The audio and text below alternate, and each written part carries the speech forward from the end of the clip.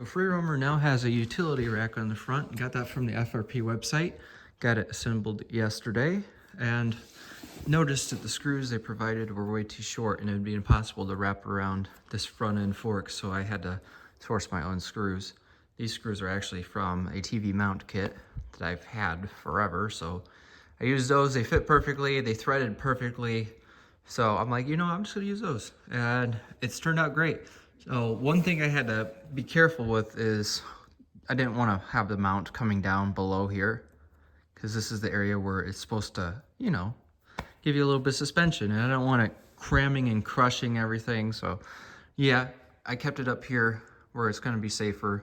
It's still solid.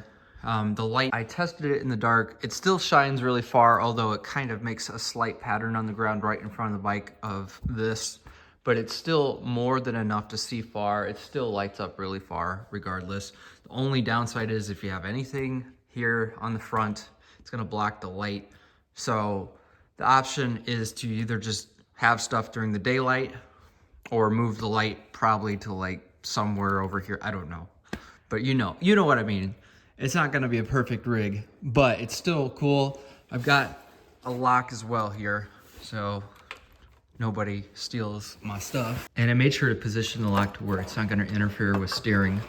So you can see it's just fine, it's flexible. It's not pinching and causing a steering issue.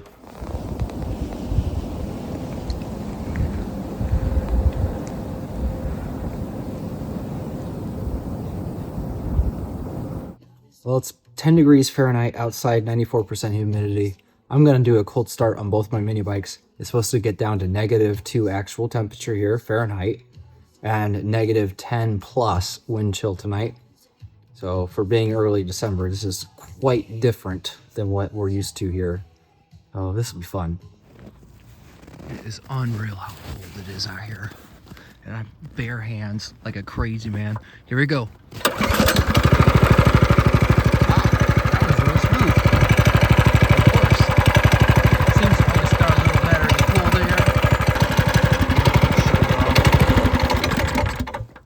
Here's neutron, here's neutron. 3, 2, 1.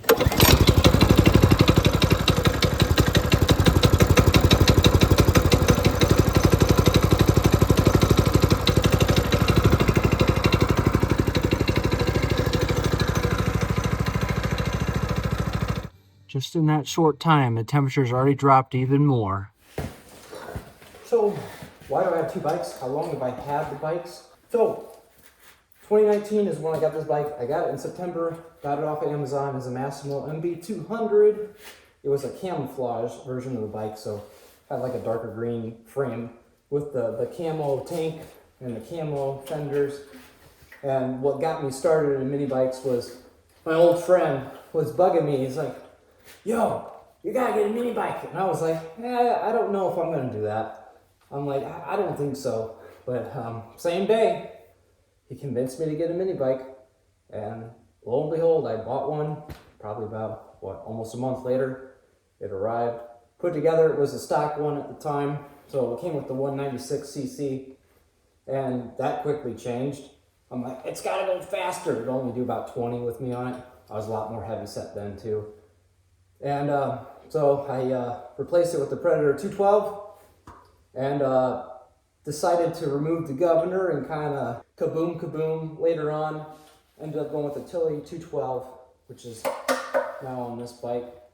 And it's been a solid engine. I decided I'm no longer going to do any modifications to the internals of the engine, because I'm a guy who doesn't really care about the speed as much as the reliability of the engine. I don't want to have to be tearing things apart all the time just for my own dumb stupidity of working on an engine. I'm not mechanic level smart. I'm just a hobbyist level smart, so I don't know everything about everything when it comes to mechanical stuff. I'm kind of lower level. I'm not so smart, not newbie, but not up here. I'm more like mid-low tier knowledge. But mini bikes are pretty simple to work on. So yeah, it's been a huge passion, and I don't know how many miles I've logged on the mini bikes, but I can say it's probably roughly maybe 300 to 600 miles, perhaps. I don't know, just a rough guess. I could be way off on that number. I will tell you that I did a test on the Tilly to see how many miles per gallon it got on that frame, the Massimo MB200, years ago, and it got about 51 miles before I ran out of gas that was topping off the tank to empty. So they're not bad. So I was really impressed by that number. I rode around our property for so long, constantly waiting for it to finally stop, and it finally did. Probably about 3 hours, maybe 4 hours later. It was a fun ride, but it was actually really tiring. So got plenty of sleep that night. So the FRP bike, how did I start getting into a second bike? Well, the story is I was gonna get a disc brake kit for this bike frame, and I'm seeing the prices on the market. I'm like, geez, that's more than I wanna put into a brake kit. So I said, I'm gonna see if I can see if there's anything else out there maybe would be a better idea. And this is the other thing, is I was thinking I want to get a frame. It's brand new.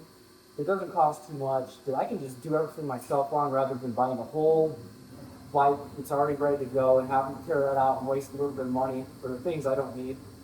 So I found FRP, and thanks to some other YouTube channels, I'm like, all right, I'm gonna check out the website, and I saw the price frame and my jaw dropped. I'm like, wow, I'm gonna pick that up. So it was $320 at the time. Now it's down like $290. I missed that deal. Oh well. Picked it up. Came about a week later, roughly, and built it. And it's been so much fun. This frame is significantly lighter weight than that one. I think it's pretty obvious. It's way smaller. It's about a 50-pound frame. Then you add everything else a little more.